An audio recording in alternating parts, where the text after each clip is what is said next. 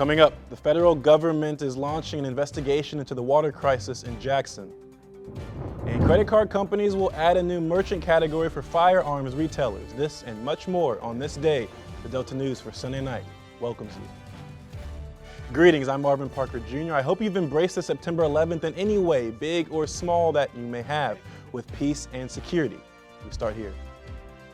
An emotional day for Americans as the nation marks 21 years since the 9/11 attacks, a tragedy that shook the nation to its core and shaped the course of the country's history ever since. Memorials and vigils held at sites in New York, D.C., and Pennsylvania as loved ones remembered those who were lost and called on Americans to come together once again. Alexis McAdams has that story.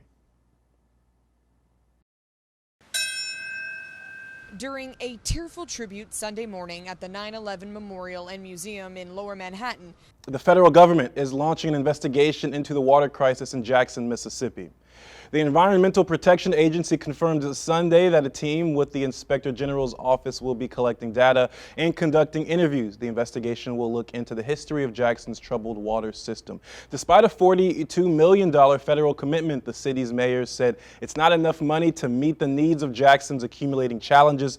In the meantime, all residents in Jackson have had water pressure restored. However, a boil water notice is still in effect. And Queen Elizabeth's flag-draped coffin arrived at the Palace of Holyrood House, the British monarchy's residence in Edinburgh, Scotland.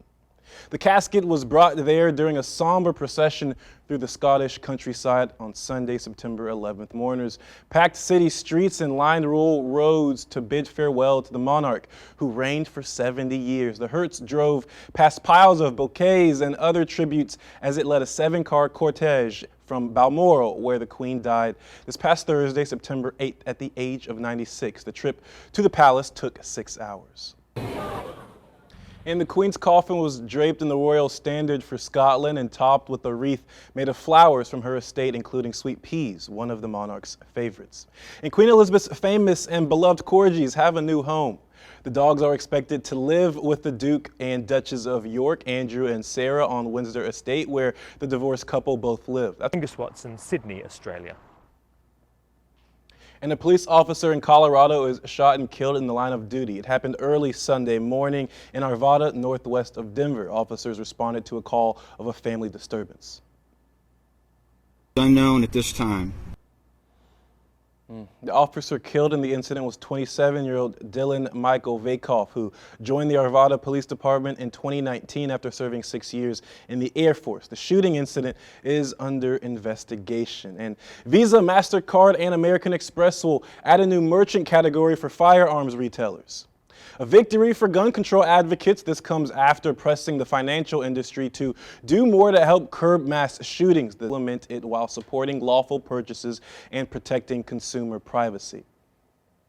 Earlier this month, Democratic lawmakers wrote to credit card companies pushing for a new code for gun and ammunition sellers. They cited recent examples of credit cards being used to buy guns that were later used in mass shootings. And last week was plenty of rain. I believe it's now plenty of shine. Here's meteorologist Chase Ward.